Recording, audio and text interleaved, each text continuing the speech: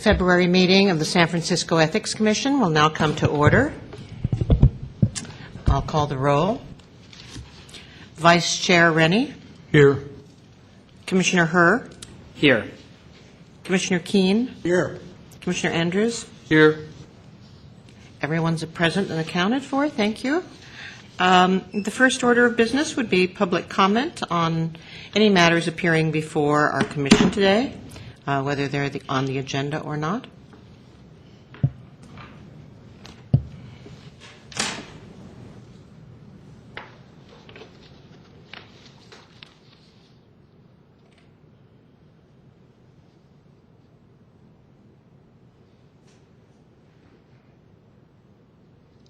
Is there something I have to do to...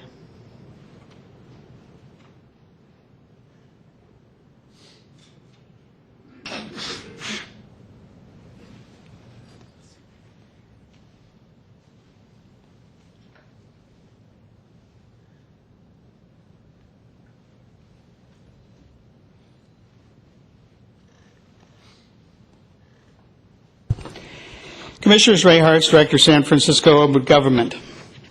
On the screen is a list of 16 orders of determination issued by the Sunshine Ordinance Task Force in cases I have filed. That's 16 out of 21 cases that I have won, a success rate of 76%. Now I'll ask the commissioners to take a guess how many of these have been enforced.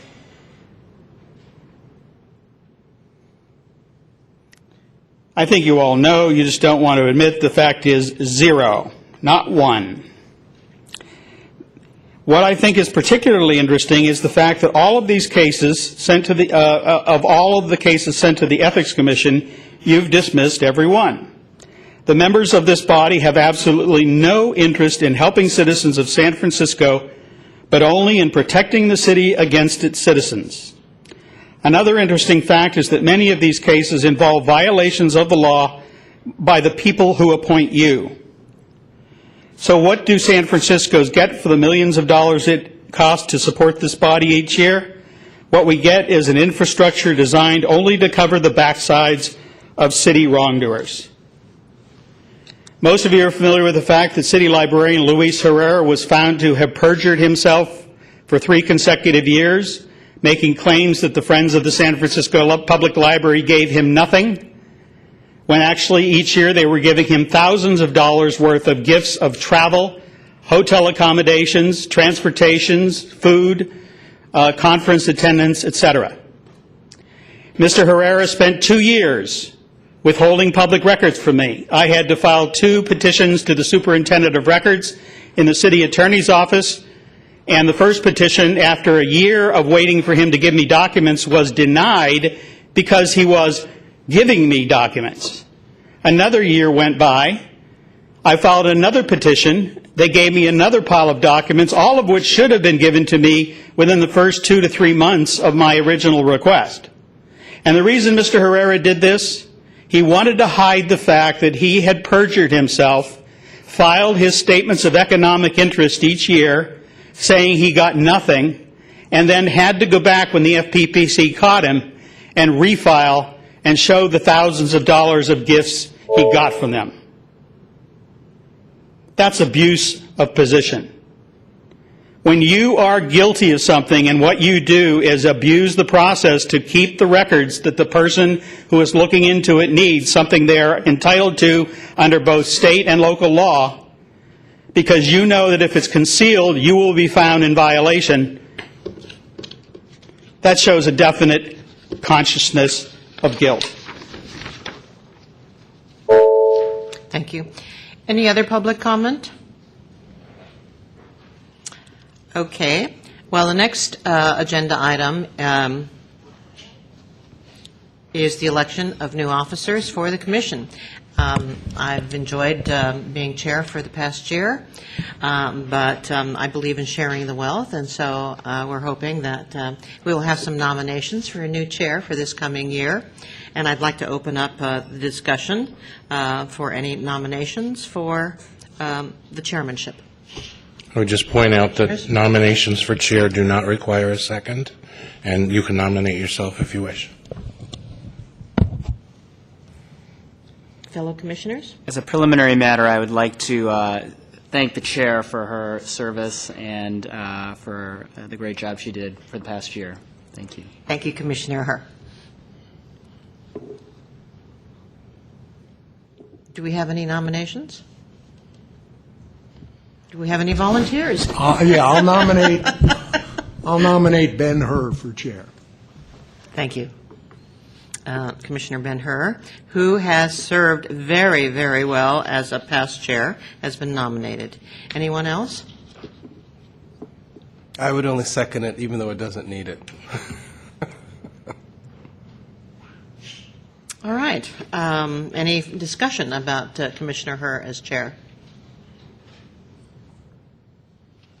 Any public comment on the nominations?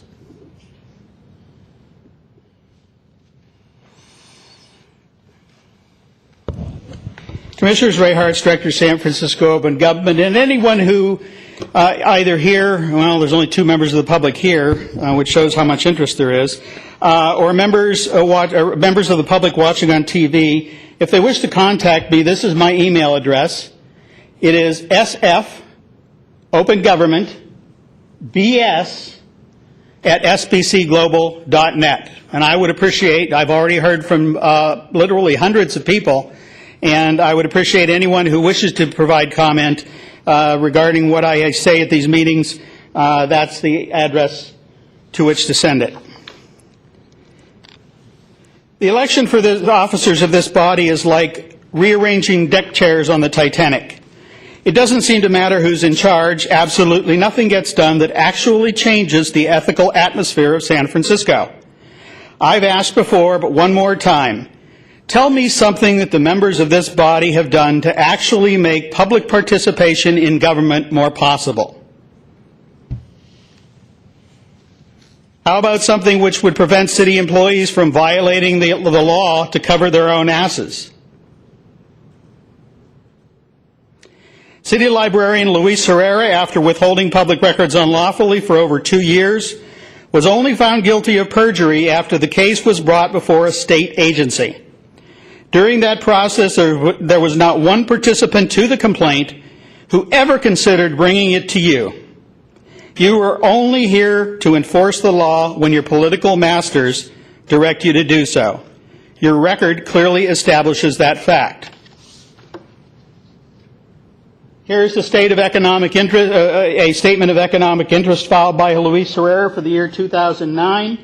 If you'll notice here, it says, no reportable interest in any schedule. When he had to go back and file again, we now see that Schedule D and Schedule E are checked. And we see list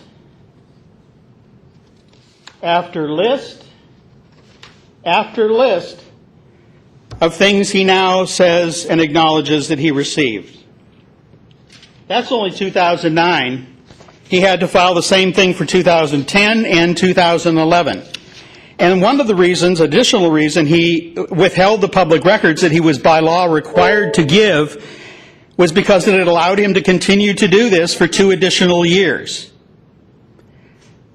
FPPC said we can only go back 3 years, and if he hadn't withheld the documents, this would have come to public light 2 years earlier, and the egregious and unlawful behavior would have stopped 2 years earlier also.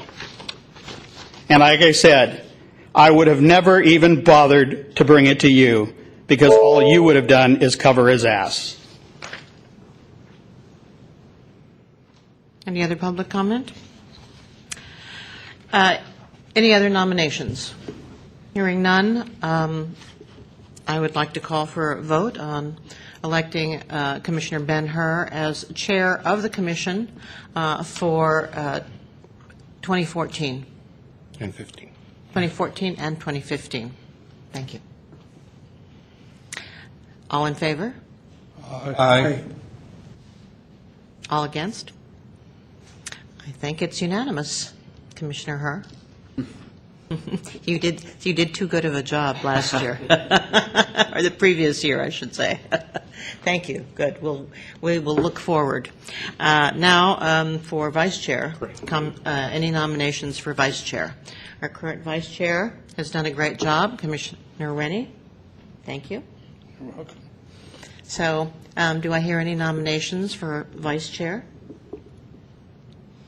I nominate Commissioner Keene.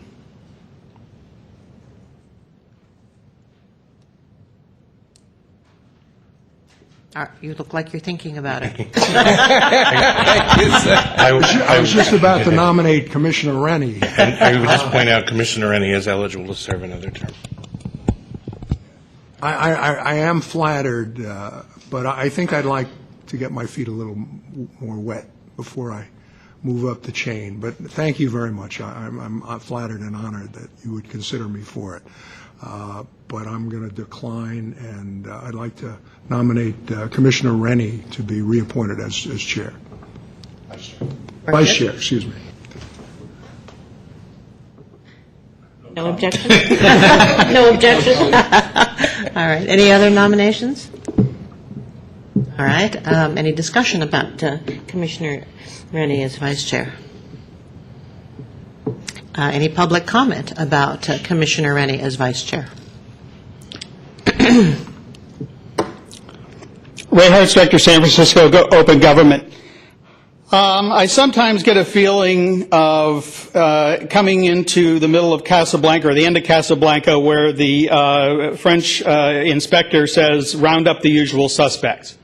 It's always the same faces doing the same thing. And very frankly, I don't see anything that you do that actually improves ethical behavior in this city.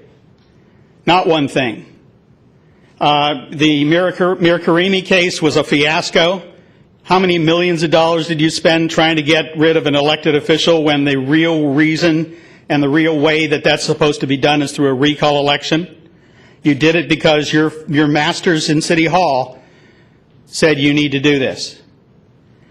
Bottom line is, I don't see anything you do except pitch around with the campaign finance laws. Every 6 weeks, you have another memo saying rearrange the finance laws, rearrange the finance laws, rearrange the finance laws. That seems to be the only thing that's on your agenda. In fact, later on, we're going to be discussing the executive director's report, and that's the only thing that has more than 1 or 2 items on it. So basically, that's all you do. Now, how does that actually improve open government in this city? I tell you, you walk into the Library Commission and you get a Library Commission president who you yourself recommended unanimously for removal to the mayor. He reappointed her, and she sits there and tells people they're not allowed to talk about certain things that she doesn't approve of. You have a vice president of the Police Commission, a member of the California Bar, a practicing attorney, a former prosecutor who will stand before the public, and when they start to talk about something he doesn't like, will tell them, point blank, you're not allowed to talk about that. He lies to them.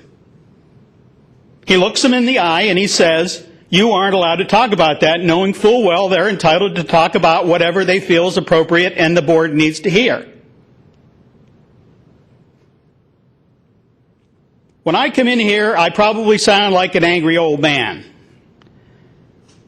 But after 5 years of seeing people like myself treated this way at boards and commissions by people who take an oath to support and defend the Constitution of the United States of America, as a citizen of this city, a citizen of the United States, and in particular as a veteran who gave 12 years of his life to the United States Submarine Service, I take great offense at people who take an oath and then they make absolutely no effort to live up to that oath. In fact, flagrantly flaunt it. Thank you. Call the vote. All those in favor of Commissioner Rennie to serve as vice chair for a second term, say aye. Aye. The vote is unanimous. Congratulations, Commissioner Rennie, you are once again the vice chair. It's an easy job with Mr. Herr as the chair, Indeed it is. Okay, so. as it was with you. So, beginning at our next meeting, Commissioner Herr, you will be presiding. and you will be second in command once again, Commissioner you. Rennie. Thank you. And for me, it's been a lot of fun. I've certainly enjoyed it and found it very educational, to say the least. And if I may say how much I've enjoyed working with you. Well, I enjoy working That's with you, Mr. St. Croix. Okay, so we have an issue before us regarding existing and potential litigation. It appears on the agenda. We will need to discuss how we want to move forward on this. I believe, Commissioner Herr, that you want to say something. Yes, before we begin this agenda item, I'd like to move to recuse myself because one of my law partners represented Mr. Yaki, and so I don't think it's appropriate for me to be involved in this matter. Thank you. Any discussion on this? Second. Oh, do we have a second on that? I'll second. Discussion, Commissioners. All right. Any public comment on Commissioner Herr's request to be recused from this discussion? Hearing none, I will ask for the vote. All in favor of allowing Commissioner Herr to be recused from this discussion, say aye. Aye. Vote is unanimous, and we will allow you to be recused, Commissioner Herr. Thank you. Thank you, Madam Chair.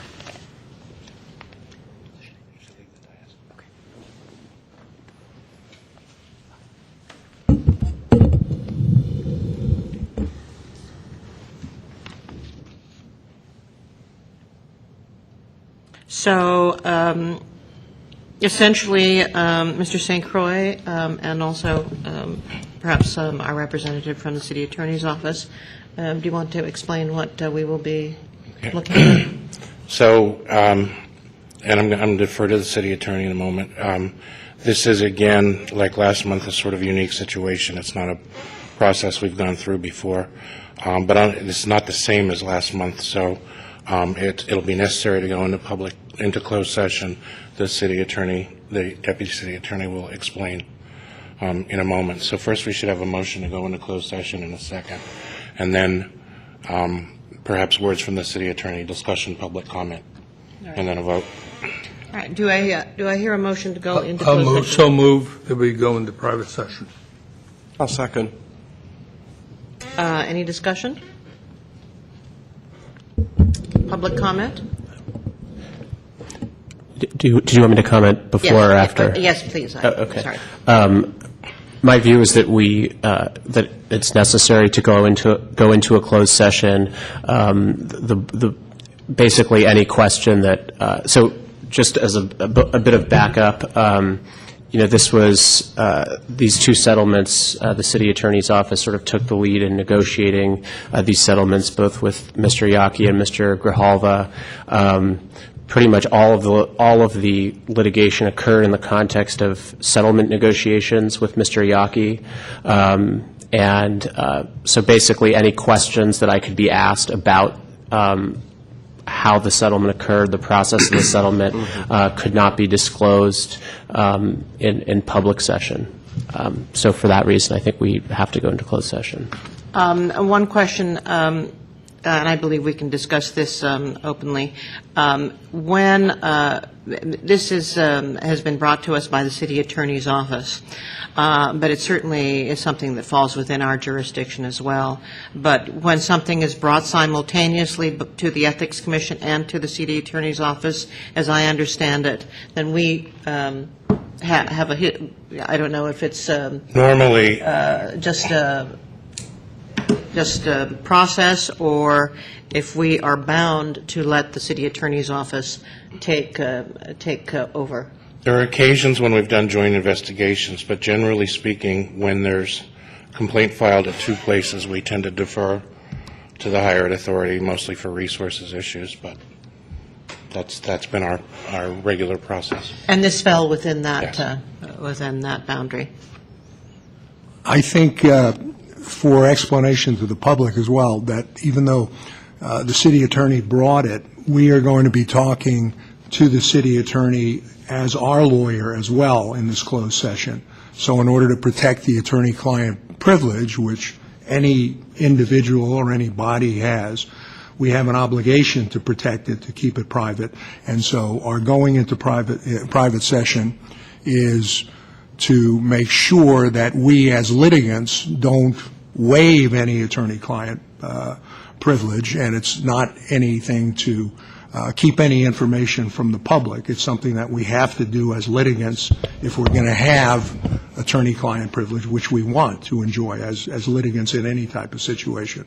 As anyone would want, their Yes. client, lawyer-client privilege, of course. Any other comments or discussion on this? Public comment. Ray Hartz, Director, San Francisco Open Government.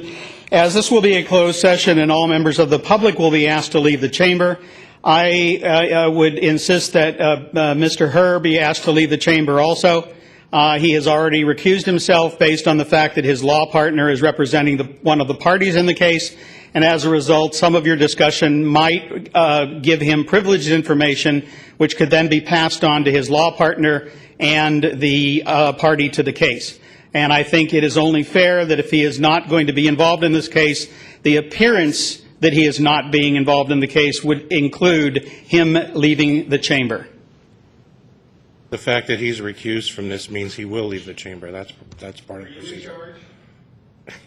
No, but this is, but. You had a this is- concern, I it's a addressed it. standard. It's I a was standard. doing a The fact that courtesy he is for you. I won't do it in the recused future. means that he will be leaving the chamber. That is the protocol.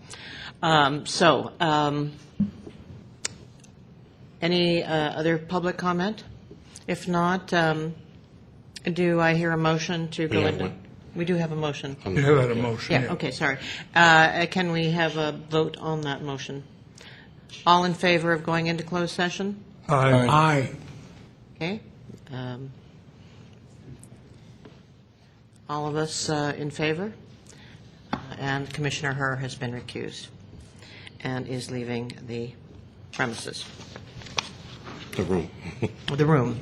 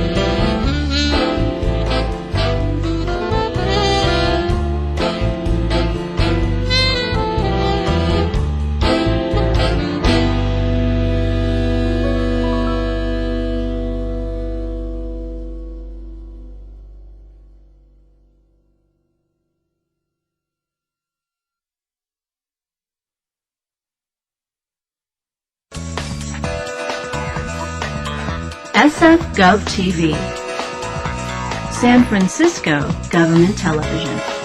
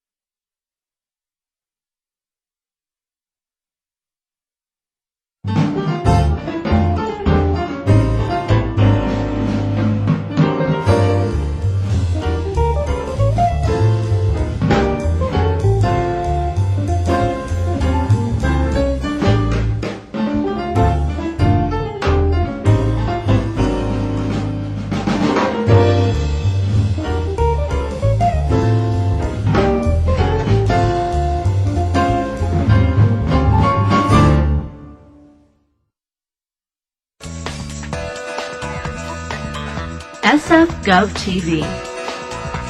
San Francisco Government Television.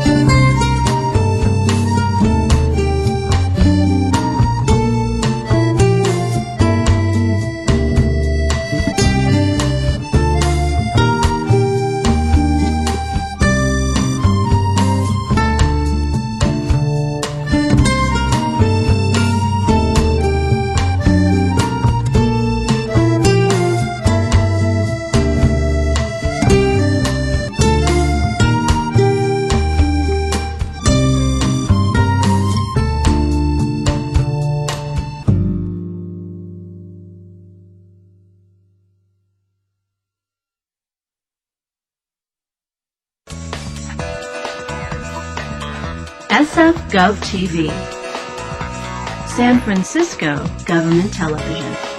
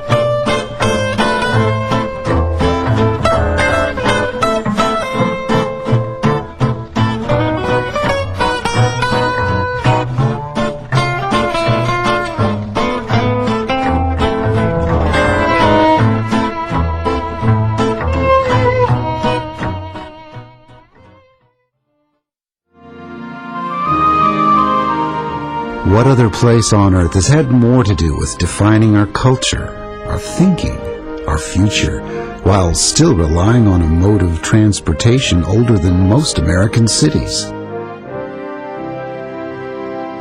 Is there any other city that has belonged so equally to so many characters? Hippies, madams, writers, politicians, beatniks, bankers, socialites, and geeks.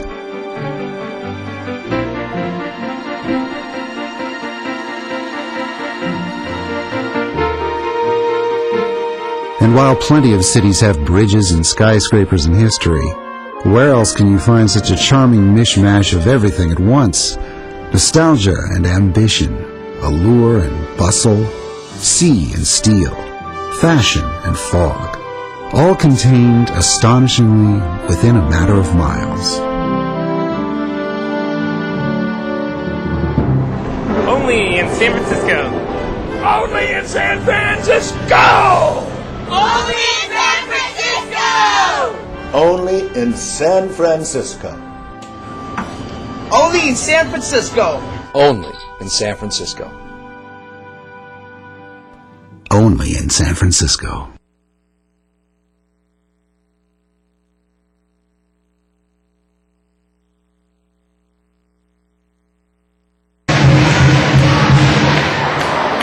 All right, another big hand for YKM dancers. Give them another big hand. Big hand.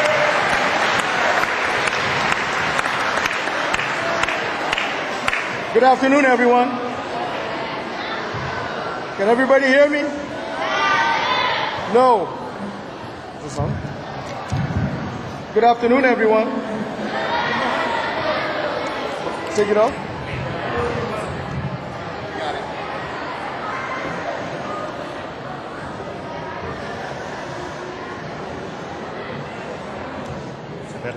All right. How's everyone doing today? All right. All right. Let me begin on behalf of the city family to welcome all of you to this great giant sweep event. How many of you know about the giant sweep? Oh, not that many. Okay. I guarantee you, by the time you walk out of this room, you will all know what the giant sweep is all about. Okay? Last year, the mayor, along with the Board of Supervisors and the city leadership, partnered with San Francisco Giants and many city agencies and many community groups and businesses, and we came up with this program called the Giant Sweep. The Giant Sweep is a program that's going to teach us how to be responsible for our city and do our part to make our city clean and green. Are we the most beautiful city in the world? All right. And I know the only way we remain the most beautiful city in the world is by all of you doing their part. When we launched the Giant Sweep last year, we had over 50,000 hours of volunteers come up over last year. Big hand for that.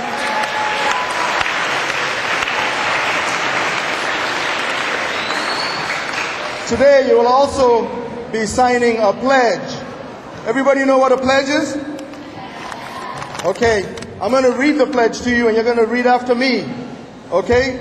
Before I introduce all these great speakers who you're going to hear from, they're going to remind you of everything that you should do to do your part in keeping San Francisco to remain #1 attraction for everyone to come to enjoy our beautiful city. So, everybody's going to take the pledge after me. After I read, I want all of you to read after me. So the first thing is I want everyone to say, I will put trash in the right colored bin. I will put trash in the right colored bin.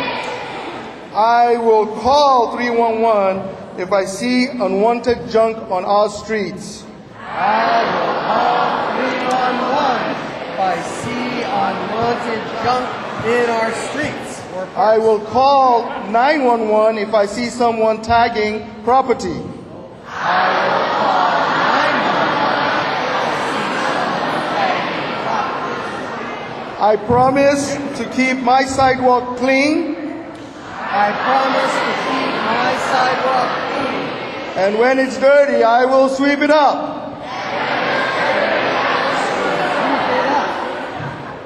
I will not leave behind trash on the trains or buses.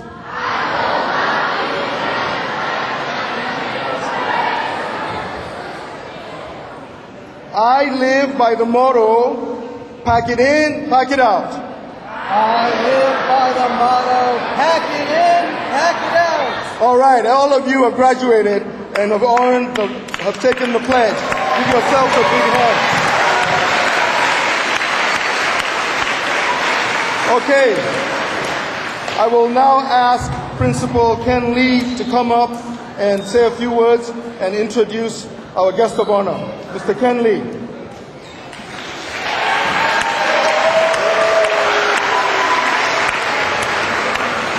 Thank you, Mohammed.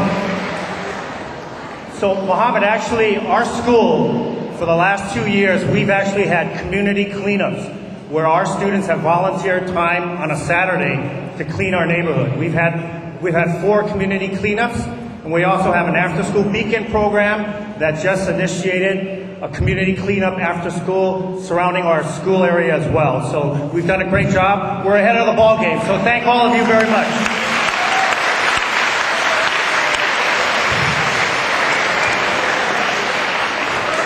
On behalf of our entire Francisco family, I'd like to welcome all of you here, especially our dignitaries, our special guests,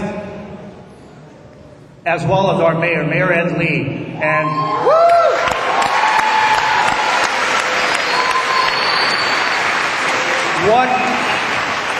what a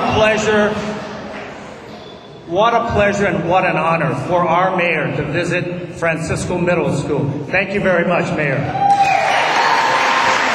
So what we'd like to do is we'd like to welcome all of you with our Francisco chant. Okay, are we ready? Okay, Francisco, let's go. FR, FR, FRAN,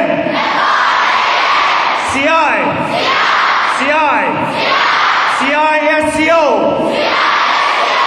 FRAN, CISCO. FRAN-CISCO. Francisco! Francisco! Francisco Middle School, yay!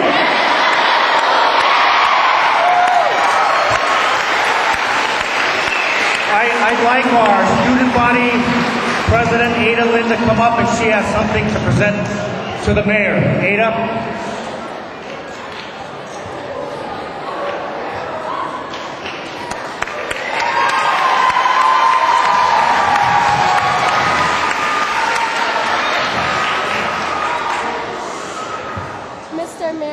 Welcome again to Francisco Middle School.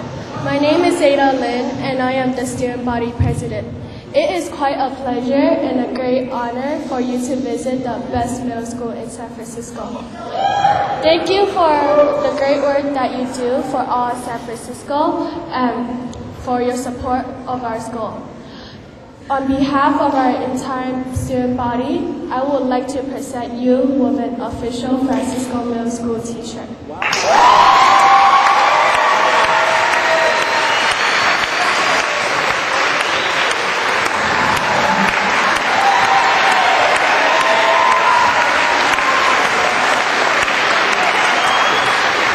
I'd like our other student council members to come up to present our special guest with our Francisco pennants, please.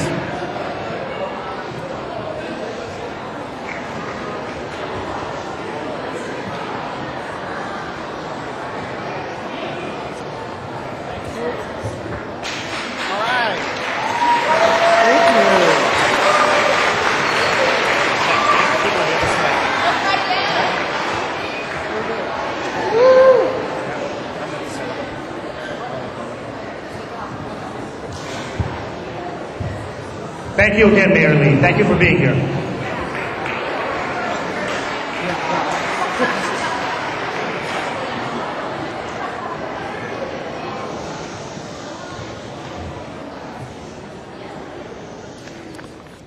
Go Rams!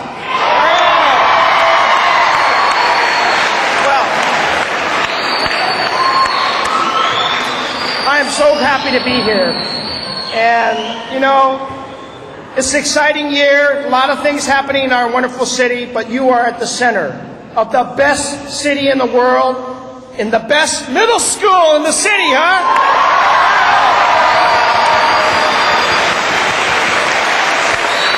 Well, we got a lot of speakers here today. A lot of people want to say hi to you and talk a little bit about how wonderful our city is and how much we want you to be a great part of it, which you already are. But I just want to say thank you to the people that are about to speak, because I get to work alongside them every single day, making improvements to your parks and recreation. That's why Phil Ginsburg is here, Rec and Park. Making sure we have enough clean water and that your sewers work. That's Harlan Kelly, PUC.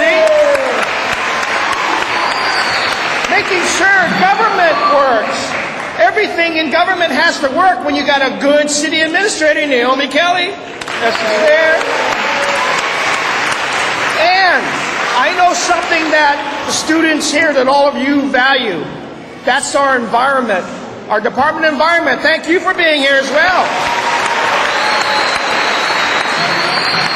And of course, you know Mohammed Nuru. He helps clean up every street of the whole city. Mohammed Nuru. I am also really lucky to work with supervisors who really work hard with me. Supervisor Scott Wiener, District 8, my supervisor, and the president of the whole board of supervisors, including this district, and that's David Chu. Now, before I introduce this next person, let me tell you, because Mohammed tried to tell you the story of Giant Sweep. But let me tell you the real story about how Giant Sweep came about. The Giants won the World Series in 2012. Right?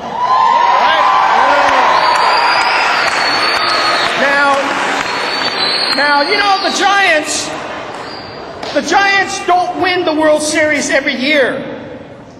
They win it every other year. Yeah.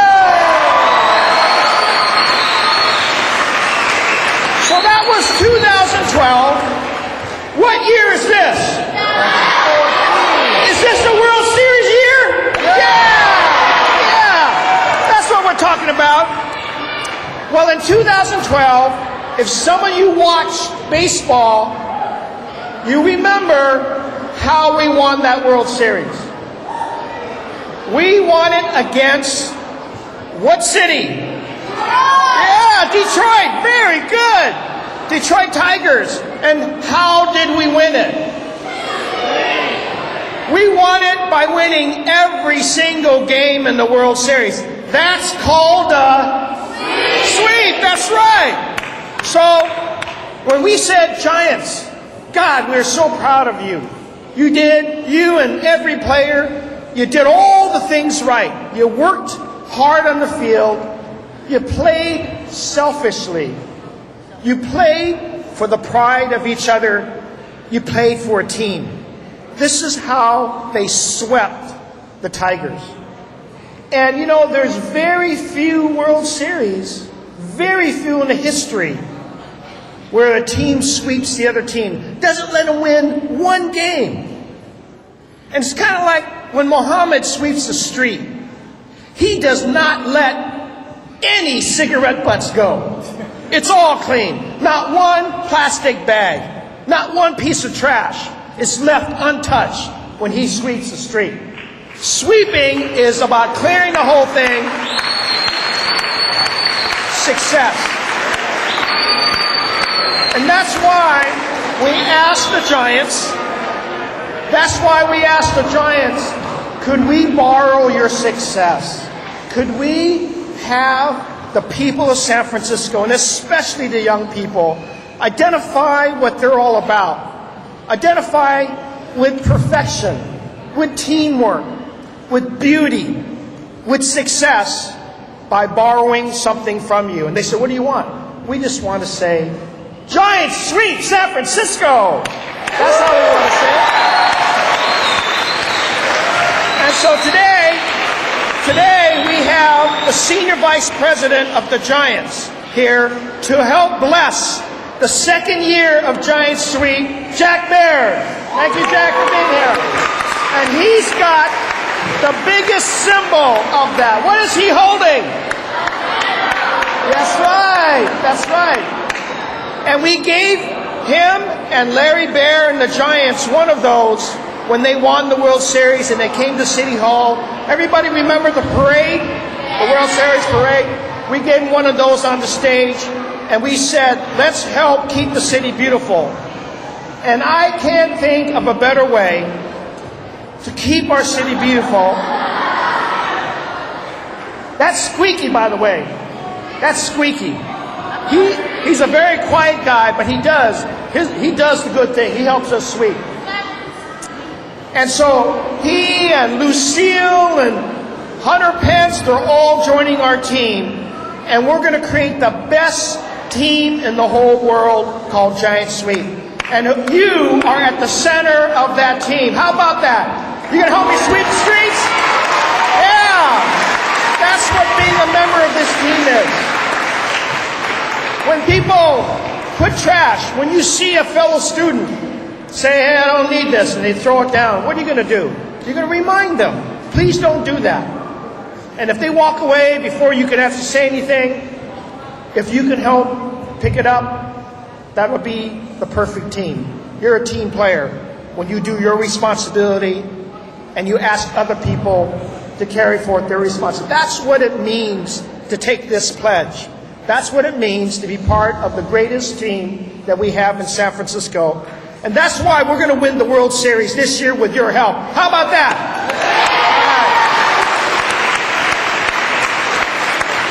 All of you, one last thing.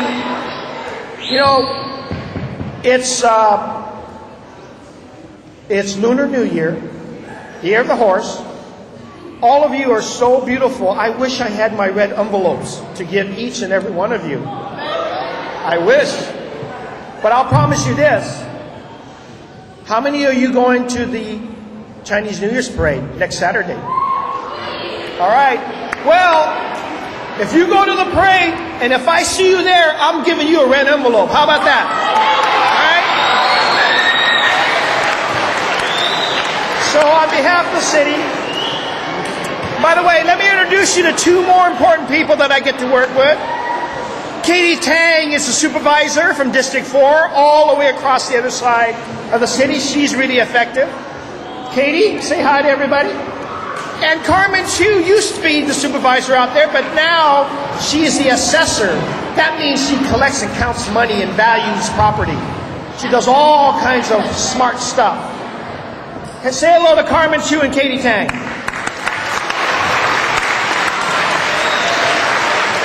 So everybody, now that you are part of the greatest team, not just baseball, the greatest team called Giant Sweep, I'm going to say to you, thank you, because as you grow up and whatever you do, I want you to remember our parks, our streets, our alleyways, our homes, all of our public spaces are the most beautiful in the world. That's why so many people come to our city.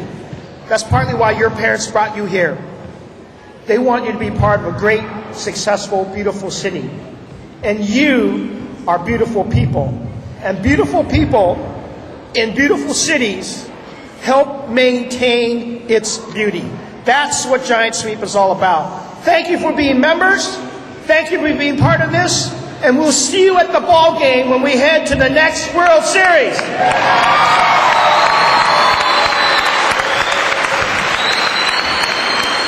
How about another big hand for our mayor for his leadership? Big hand for the mayor for his leadership. And the mayor talked about the Giant Sweep, and he talked about our partner in the Giant, and now you get to hear from him, Jack Baer, Vice President Giants.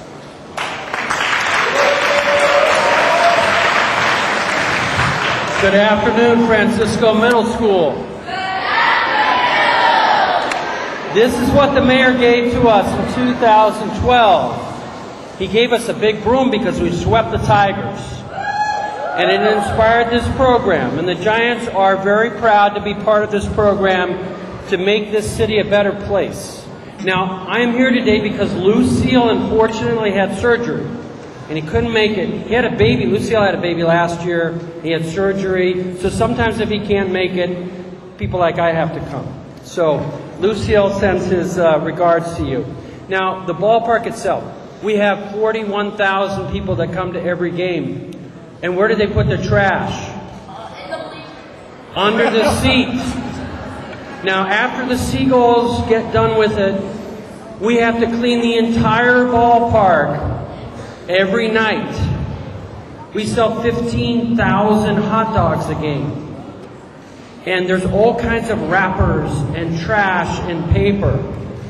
And we bring it all in, we recycle it, we put it in the right container so that we do our part to keep San Francisco clean and the ballpark clean for all of our patrons.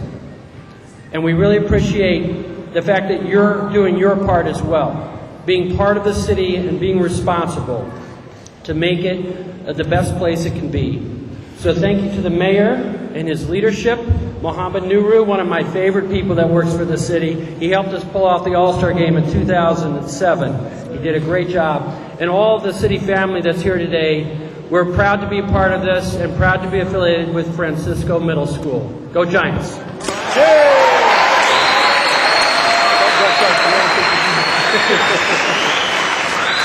Okay, you heard from our mayor, it takes all of us to make our city work.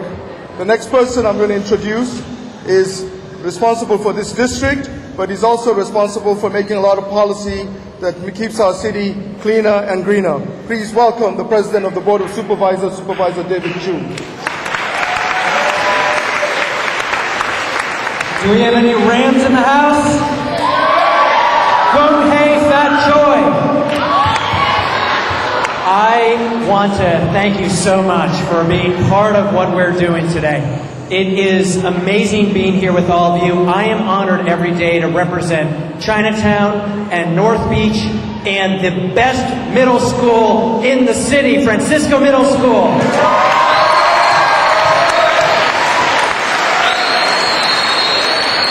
I also want to say that I'm excited to be here, not because I'm here with all of these amazing public servants, but because we are looking out onto the next generation of leaders here in the city. Because a few years ago, this man who is our mayor, he was responsible for cleaning our streets. And 10 years ago, when I was a neighborhood activist, I worked on cleaning our streets. And I know that there's a boy here and a girl here who is probably going to be the next mayor of San Francisco, who's going to run our Rec and Park Department, and who's going to be responsible for cleaning our streets. So who's ready to do that? All right. So I want to just say one last thing. We have two halves of the room, and I want to get a sense of who is better at pulling off the giant sweep, okay? So when I point to this side, you say giant, and when I point to this side, you say sweep. All right, you ready?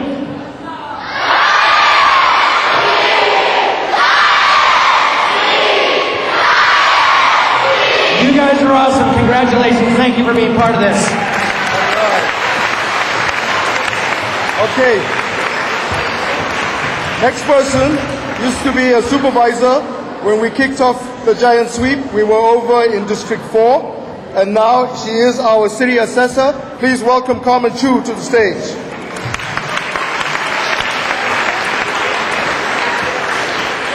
Good morning. How is everybody? I can't hear you. Are you good? Happy New Year. So, wait. What was that? Happy New Year? Thank you. So my name is Carmen Chu. I represented before the Sunset District. Now Katie Tang is the new Sunset District, District 4 Supervisor. I'm now your assessor recorder. You may say, what in the world is that? But it's not important today. Today what's important is the big giant sweep. Today I wanted to really say thank you, all the boys and girls who are in this room today, for helping to keep San Francisco clean, to make sure that you are cheering on our Giants as we win the next year's, or this year's, World Series again, right? And of course, thank you so much for having us here today. Last year, it was a big honor to have it out in the Sunset District, and we want to make sure all across the city, everybody is part of this big team to help our city stay clean. So again, I want to say thank you, thank you, thank you. Happy New Year. Go Francisco Middle School.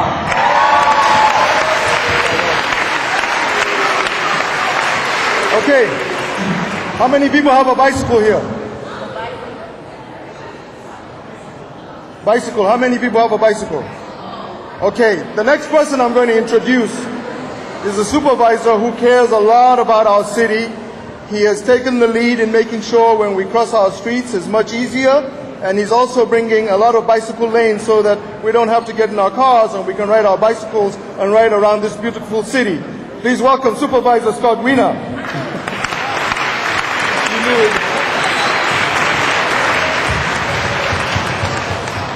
Good afternoon, everyone. How you doing today? Hey, good. I'm wearing green, see? So I'm Scott Wiener. I'm a member of the Board of Supervisors, represent the Castro, Noe Valley, Glen Park, parts of the Mission. It's a great district as well. We also have some great middle schools there, and our public schools are just doing great, and Francisco is part of that, so congratulations. So I have a question. How many people like living in a clean neighborhood? Raise your hand. Come on, all of you. Clean neighborhood. How many people like living in a neighborhood where there's trash all over the ground? Only a few of you, okay. We'll talk afterwards. You know, I don't know why, but there are some people who like to leave their junk all over the place. They leave their garbage and their cigarette butts, or they'll throw a mattress on the street. And, you know, we have to clean up after ourselves, but we have to clean up after those people as well, because some people aren't as responsible as other people. And we all have to come together and keep our neighborhoods clean. And that is so important. And sometimes people say, the city will take care of it, or Muhammad here will take care of it. But we all have a responsibility. When you walk down the street, if you see something on the pavement, just pick it up and put it in a trash can. It is the only way we're going to have a great and clean and wonderful city, and I know we're going to be able to do that. So have a wonderful New Year, everyone. All right, big hand for Scott. So you heard from the mayor, you've heard from many of our leaders. When we started this program, it was not just the streets. It was also our buses, and it's also our parks. They are all important to us. And now it's time to hear from Phil Ginsberg, the General Manager of our Parks Department. Phil. Thank you, Mohammed. What's up, Francisco Middle School? All right, so your San Francisco Recreation and Park Department is so proud to be a part of this giant sweep team. The mayor introduced all the players up here, but you guys are the MVPs in our fight against litter. So, like our schools and like our streets, our parks are incredibly special places. And I don't know if you know this, but we got the best parks anywhere in the United States. They're amazing. And you guys have two of the very best parks in the entire city right outside your door. You got Joe D. Playground and you got Washington Square. And we got to help keep all of our parks clean. So what I need your help doing is understanding just how important that is. Mohammed read that pledge, right? We remember the pledge, or we forgotten it already? Do we forget it or we remember the pledge? Yeah? All right. Well, there's an important part of that pledge for us park people, and we're all park people, right? So when we go into our parks, we bring stuff in, we pack it in, and then what do? We pack it out. So what do we do when we pack it in? All right, here we go. Pack it in. Pack it up. Pack it in. Pack it up. Everybody, when I say pack it in, you say pack it out. Pack it in. Pack it in. All right, thank you, guys. Let's keep our parks clean. All right. Okay, so we're coming to the end of our program today. I want to remind you, please, when you see litter, what are you going to do? All right. All right. So I'm going to try this.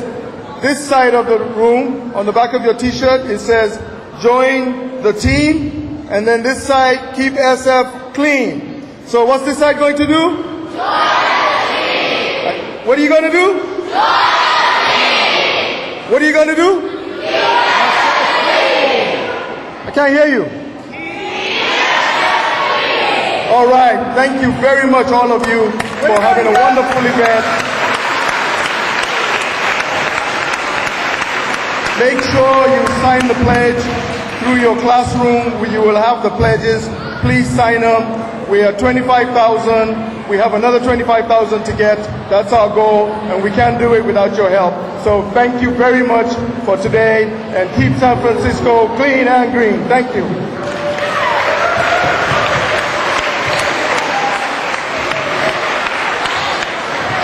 Thank you, Mohammed. Thank you, Mayor Lee, and all of our special guests. Thank you for being here in Francisco. Okay, thank you. Thanks, Mayor. Thank you for being here. See you at the parade. Yes. See you at the parade next week. Thank you.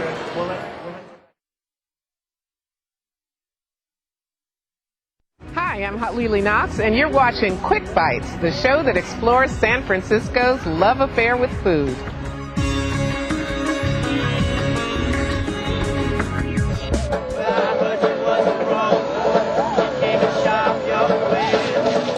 There are at least 18 farmers markets in San Francisco alone, providing fresh and affordable food year-round. Now, this is a great resource for anyone looking to prepare healthy, delicious meals that don't break the bank.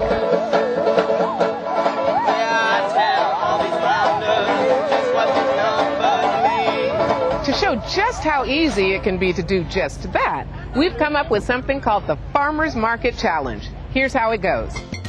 We find someone who loves to cook, give them $20, and challenge them to create a delicious meal from ingredients found right here in the farmer's market.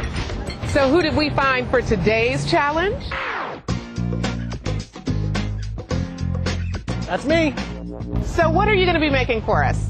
Well, today I'm going to make a pot of cioppino. Cioppino! Yum! You know you only have $20 to spend on this challenge. I know. It's going to be tough, but I think I can do it. It's a San Francisco classic. We're here celebrating Bay Area food and all its freshness. We've got nice, beautiful plum tomatoes here. We've got some beautiful fresh fish here.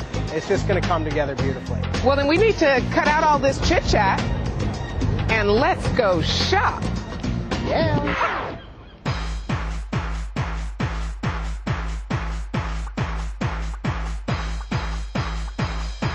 So what makes your cioppino particularly unique?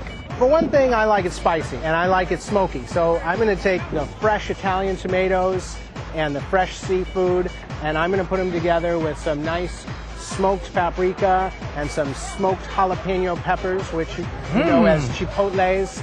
And I'm going to stew them up, get a nice, savory, smoky, fishy, tomatoey, spicy broth. Bring it on, Bill! Bring it on! So, how are you feeling? I feel good. I spent the $20. I even have a few pennies left in my pocket. I'm going to go home and cook. I'll text you when it's done. Excellent. I will see you soon. I am looking forward to it. Today we're going to make a nice cioppino. It's a San Francisco classic dish invented by Italian and Portuguese fishermen. It's going to be like a nice spaghetti sauce, but then we're going to pour fish soup into it. The last thing we'll do is we'll put in the Dungeness crab, let it all blend together, and it's going to be delicious. When I cook, I always try to make healthy meals with fresh ingredients, whatever's in season and local. Those juicy fresh tomatoes are going to take about an hour to cook down into a nice sauce, so now's the time to make our fish stock. We're going to take a lot of stuff that seems like trash, and we're going to boil it up in some water, and it's going to make a delicious soup base. My parents were both great cooks, and I grew up eating really wonderful food. Family dinners are something that are really important. Any chance that we can sit down together and have a meal together. It's a great communal atmosphere. One of the things I like about cooking the most is the opportunity to be creative. Hello, hello. Anybody who sets their mind to it can cook. It's never too late to pick up a knife and start chopping some vegetables and make something delicious. All this stuff is going to actually infuse this broth with great flavor. Put your heart into it and make something that you, your family, your friends will really enjoy. Time to text to Lily to come eat.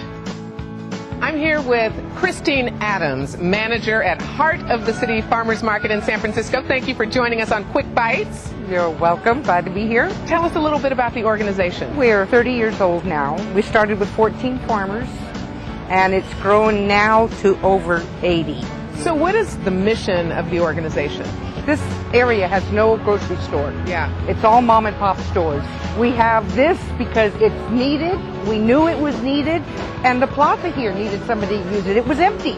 City Hall in the background, beautiful. I want to thank you for taking time to chat with us a little bit about Heart of the City Farmers Market. Can we find you on the web? Yes, you can. What's that URL? That is hocfarmersmarket.org. hocfarmersmarket.org. Check them out. Thank you, Christine. Lily, welcome. The Cioppino's ready. This looks and smells amazing. Well, thank you. It was not easy to meet the $20 budget. I shopped all the stands, checked everybody out, found some great produce, some really lovely seafood, and I think that you're going to love it. Don't be shy there. You know, in some restaurants at Fisherman's Wharf, a bowl of Cioppino can run you $35 to $45. So I think it's phenomenal that you were able to do this for $20. This pot of Cioppino I made will feed 4 to 6 people. Not if you invite me over for dinner. I'm ready to dig into this deliciousness. Dig in. I hope you love it.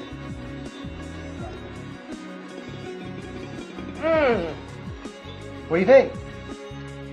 I think I'm going to need more. You can have all you want. I'm glad you like it. I'm prepared to say that you have crushed this farmers market challenge by a landslide.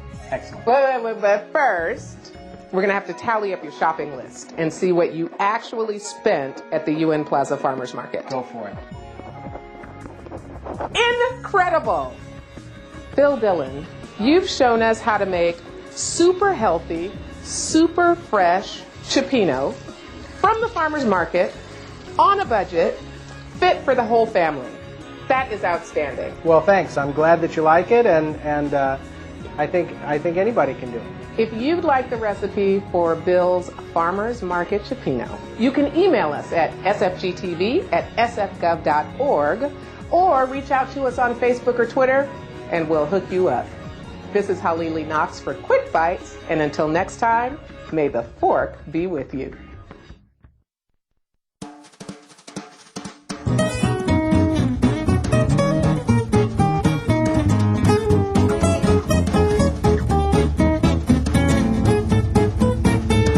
My first coffee memory, I remember having coffee with my grandma. In the old days, my grandma and her friends get together, all they have is coffee. When I was 6 or 7, and I think that she gave me a spoonful, and I made a face, but it was a good face. When I was young, I always had bachelors for coffee, because I used to drink it and it used to do something to my body.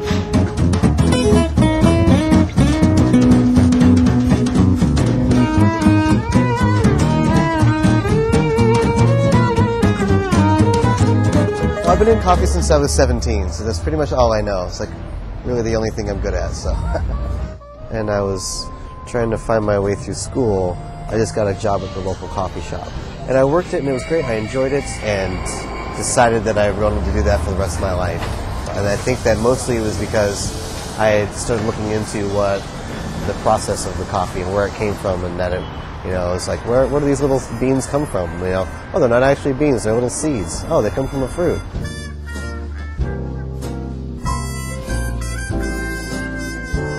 Coffee stayed with me since I was a kid, and I grew up. I said one day I'm going to open coffee shops all over. From the 70s to 98, work at it. In 98, I spent 2 years. I visited over 1,100 coffee shops, maybe a lot more, just to see why people go to coffee shops. We source the beans from all over the world. We source them from Central America, South America, East Africa, Tokyo, and other places. What I wanted to do when I started 4 Barrel Coffee was really get into every aspect of the sourcing coffee and the processing and the agronomy and everything else, realizing that there's multiple steps to making a great cup of coffee, and that all the way along they have to be executed perfectly, otherwise it won't shine in the end. And we do a lighter roast, and that's mostly because with the quality of coffee that we source, once you roast it into the dark roast level, it really homogenizes with the lower quality coffees, so you can't really taste the difference at that point. See, one thing about my coffee, they all were special blends that I create. I spent 7 years in one blend. I call it Tesoro. Tesoro means it's my treasure. Each means they were all chosen, all blend with each other, different culture. Beans is like people, beans. And these people give me a name and reputation that I cannot buy. Only happen once in a lifetime to people, to us. People love you, your clientele love you, they take you to the moon. And that's what happened to us.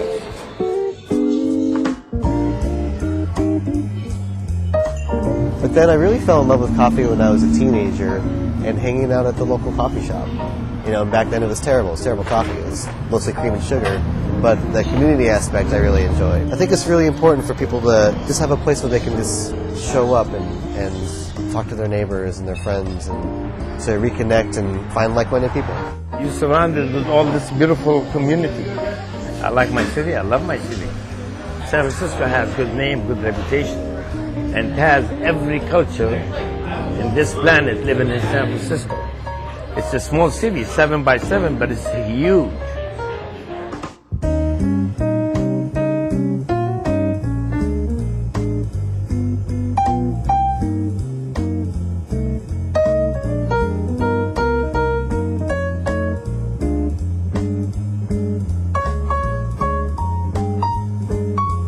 I really liked the idea of staying in the neighborhood, staying in the Mission. I'd been living here the entire time. It was fun to see that this end of Valencia has transformed and the community really take to it. People talk about Seattle, of course, back in the day, and they used to talk about Seattle and Portland. Now it seems like people are talking about Seattle and San Francisco, or Portland and San Francisco. So San Francisco definitely is on the cutting edge of the coffee scene in the entire nation. There's so much romance in coffee that surrounds everything from the sourcing of it and just thinking about where it comes from and how it got here. It's such a complicated thing, and coffee has the unique ability to take you places without even trying. I know for a fact that I was born to make coffee. I have a note from my dad. You know what it says? Let the life I live speaks for me. You like it sweet? And let's have a cup of coffee and talk about it.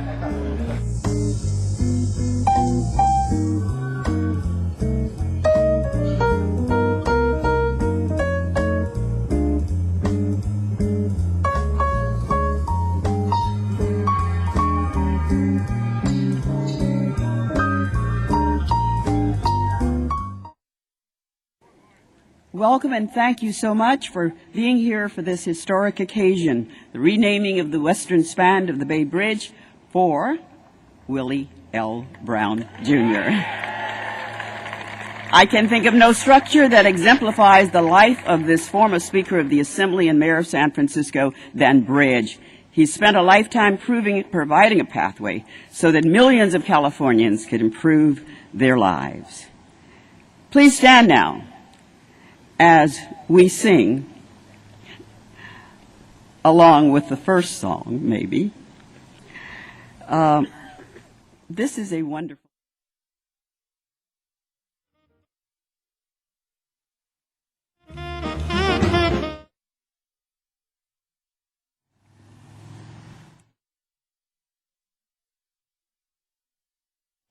This is the two-time Grammy Award-winning Voice Choir Academy, Pacific Voice Choir Academy. And we welcome them as they lead us in these three songs under the direction of the founder and artistic director, Kevin Fox. Oh, say, can you see by the dawn's early light what so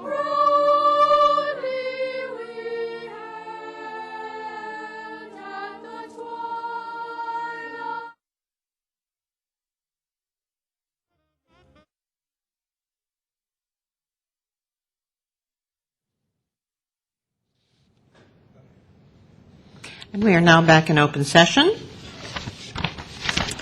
Following our closed session discussion, Mr. St. Croix, do you want to announce what our decision was? I believe we're going to entertain a motion that the commission disclose that in closed session it has adopted both proposed settlement agreements and to remain confidential on other matters discussed during the closed session.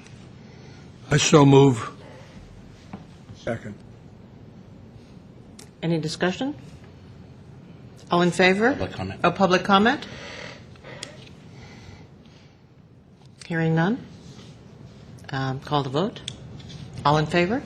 Aye. Aye. The motion passes unanimously.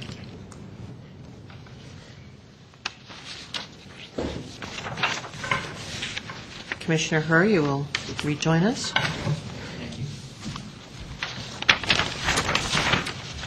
So, did we just announce what we did? Yes, so the commission has announced that it has adopted both settlement agreements that discussed in the agenda and the attachments. Very good. Madam Chair, may I say one thing? Certainly. I just want to also add that, for the record, that I was walled off from this matter within my firm for the pendency of the matter. Thank you. We appreciate that. All right. Minutes from the last meeting.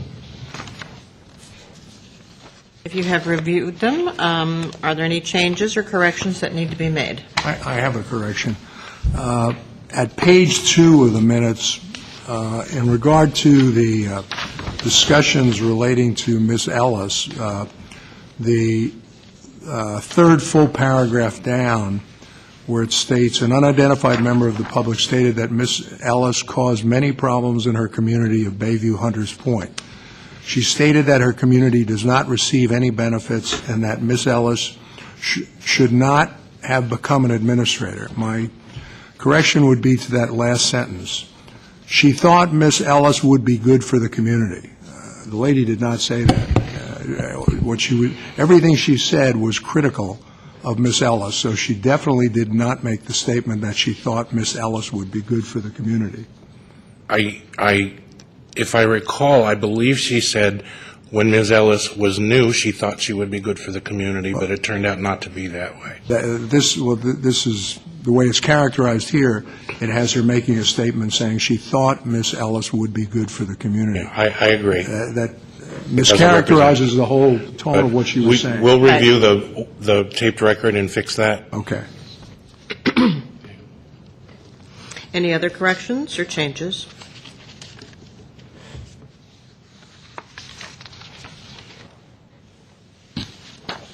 Any public comment on the minutes? Commissioners, Ray Hartz, Director, San Francisco Open Government. I only, on these minutes, want to comment on item number 2. First, I want to acknowledge Dr. Derek Kerr for all that he did and continues to do to raise the ethical level of city government. What Dr. Kerr endured sends a loud and clear message to the employees of this city. Don't report wrongdoing. Don't trust the whistleblower program, and don't trust the people that you work for who are doing the illegal actions that you are trying to report. Follow the example of this Ethics Commission and just look the other way. The Ethics Commission handling of this matter at best was incompetent. My personal opinion, it was nothing less than the collusion with other city entities to cover up wrongdoing and illegalities. The final outcome, not one city employee was held accountable. They took retribution against Dr. Kerr. They fired Dr. Kerr. I mean, they didn't give him $750,000 because he was treated well. The only losers in this whole evolution were the citizens of San Francisco, who ended up paying $750,000 in a lawsuit, and God only knows how much in legal fees to bring this matter to a conclusion. My question to you is, if this is the way you chose to handle it, what the hell are we paying you for? I myself have experienced coming before this board. You've even heard items where you had a conflict of interest. deciding matters against me that if you had taken my side of it, would have found yourself in violation of the Sunshine Ordinance. So what you did is you just basically said, well, we'll find this other person not in violation, and that way let our executive director off the hook. And that was one of those 16 cases that I showed you earlier that was referred here. The bottom line is, I don't know you as individual people, and I'm probably sure that you're a nice group of people as individuals. But as a group, you're a collective disaster. And I'll keep saying it again, not one of you ever answers, and I think members of the public think sometimes it's because you don't feel you need to, but the bottom line is, what in the hell do you do to make this city a more ethical entity? You don't, people want to go to take another job 6 weeks after they quit the city job, and you go, oh yeah, sure, go ahead. There isn't much you do, really, that helps this city. And at least there are people like Dr. Derek Kerr who are willing to take the heat and take the actions necessary to actually do something. Thank you. Any further discussion on the minutes? Okay, do I hear a motion to approve the minutes as corrected by Commissioner Keene?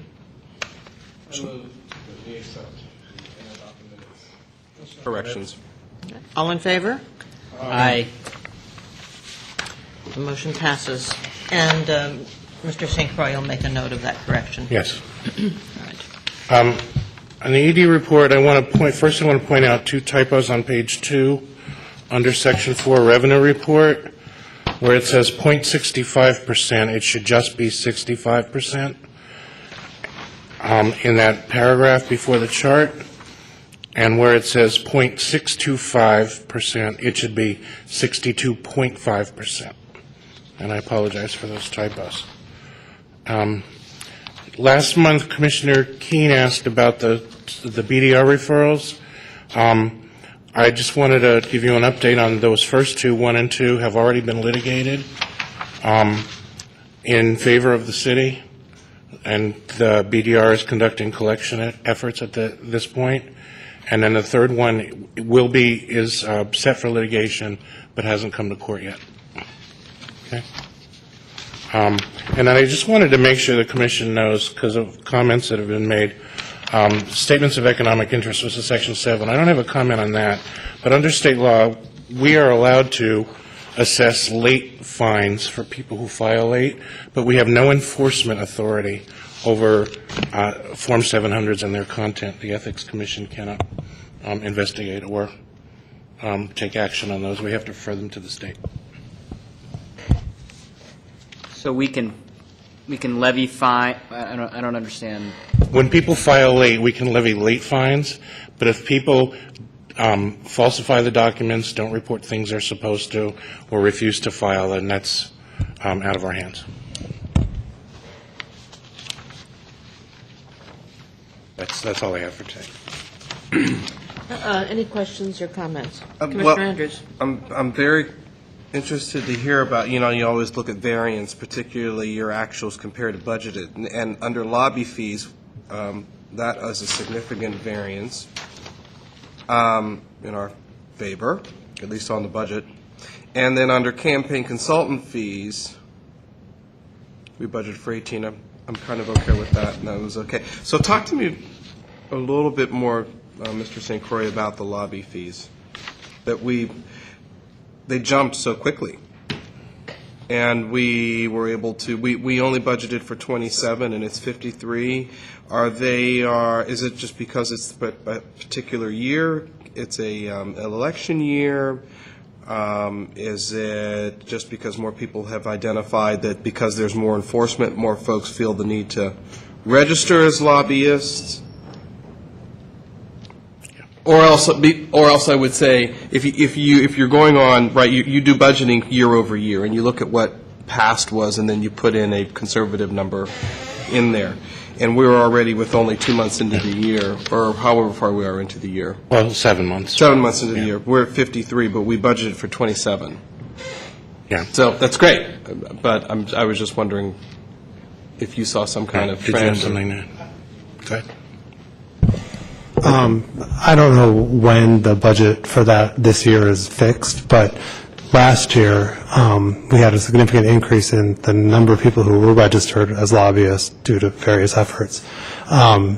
Everybody has to register in January, re-register. That's why that increase happens in January. Usually you'll see the first 6 months of the fiscal year be pretty low, and then all the revenue hits in 1 month. I believe that the budget is being revised up due to the number that we expect to continue to be registered after we saw the increase. I think that there are more people lobbying because of the lobbyist changes in the lobbyist ordinance that were made. Not more people lobbying, more people are registering. Many of whom don't have to, many of whom report no activities, but I think people are being more cautious about making sure they're covered. I'm assuming so. And what changes were made? I know there's proposed legislation that's there. Well, going back a couple of years, we did a fairly big upgrade of the lobbyist ordinance in terms of requiring additional reporting requirements, going from quarterly to monthly filing, and going to all electronic filing too. And I think the all electronic filing seemed problematic for people in the regulated community, but once it was introduced, they decided it was actually a benefit. It actually made it easier to file. That reminds me of the proposed legislation that was sent to the Board of Supervisors. Where is that? Go ahead. It's still being amended. There was I think it was like last April that it was sent. There's a committee meeting tomorrow before the GAO, and then so basically the revision process is kind of well underway. We're hoping that it will we're hoping to make significant progress in March.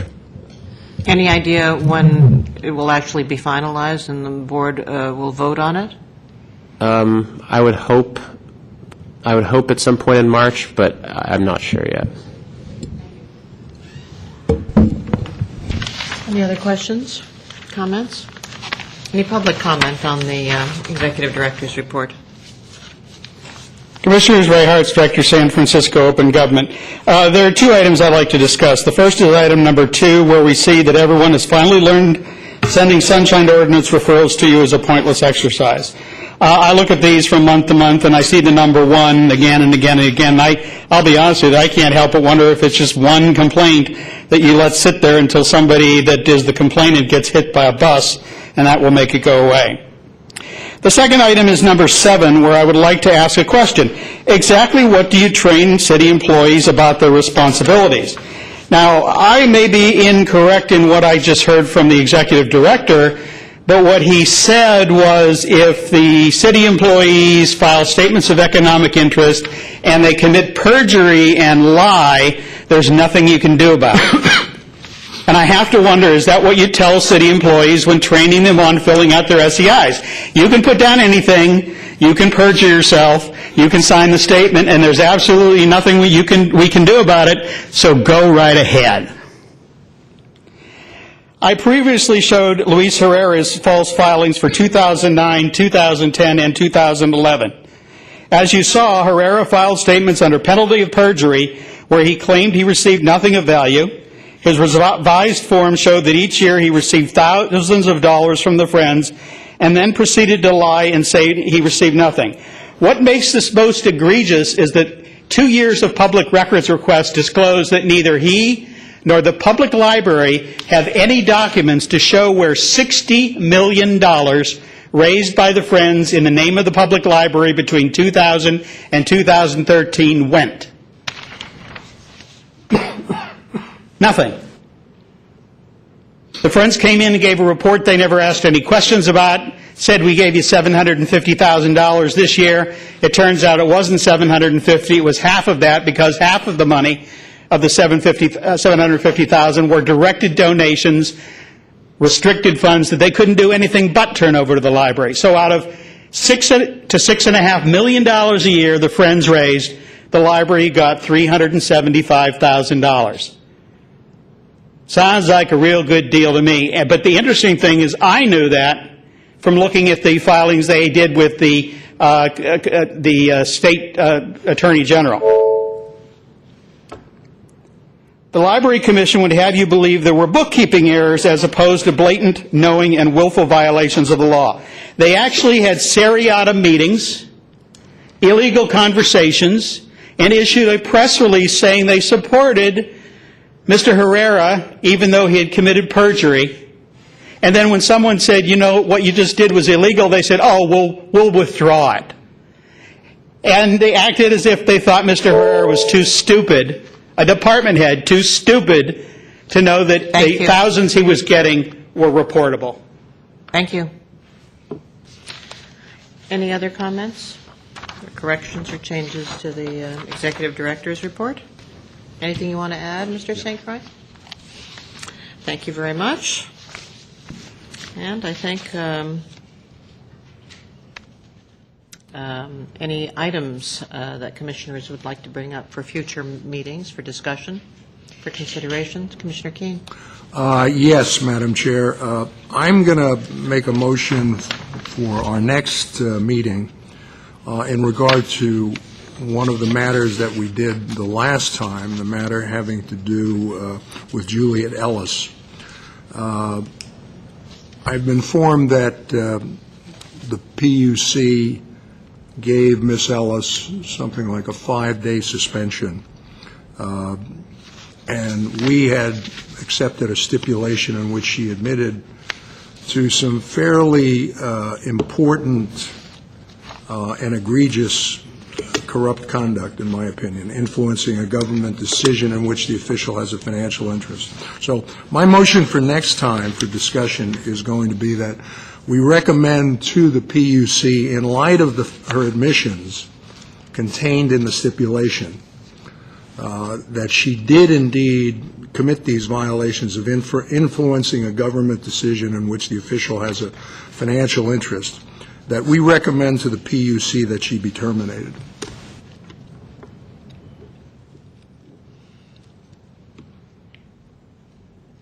Is that something we need to vote on? Well, you can't. This is a discussion item only. Yeah. So that is for the chair, the incoming chair, to take under advisement when he and I plan the next month's agenda. Thank you. Duly noted, Commissioner Keene. Anyone else?